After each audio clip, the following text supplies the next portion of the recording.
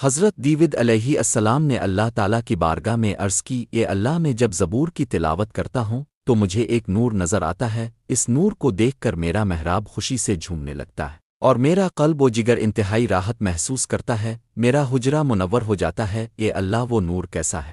اللہ تعالیٰ نے حضرت دیود علیہ السلام سے فرمایا، اے دیود علیہ السلام، یہ نور میرے حبیب کا نور ہے، اس نور کے طفیل میں نے دنیا آخرت آدم ہوا جنت اور دوزخ پوری کائنات کو پیدا فرمایا۔ حضرت دیود علیہ السلام نے بلند آواز سے نبی کریم کا نام لیا تو پرندے، جنگلی وحشی جانور، پہاڑ، دشت، بیاباں اور صحرا سے ایک گونج آئی۔ اے دیود علیہ السلام اپنے صحیح فرمایا، پھر اسی مضمون کو کلام الہی سے بیان کیا۔ بے شک ہم نے دیود علیہ السلام کو اپنی طرف سے بزرگی دی تھی، یہ پیڑو دیود علیہ السلام کی تسبیح کی آواز کا جواب دیا کرو، اور پرندوں کو تابع کر دیا تھا۔ سورۃ سبا آیت نمبر 10۔ اس دن کے بعد حضرت دیود علیہ السلام جب کبھی زبور کی تلاوت فرمانے لگتے تو نبی کریم کا کلمہ پڑھ لیتے تھے۔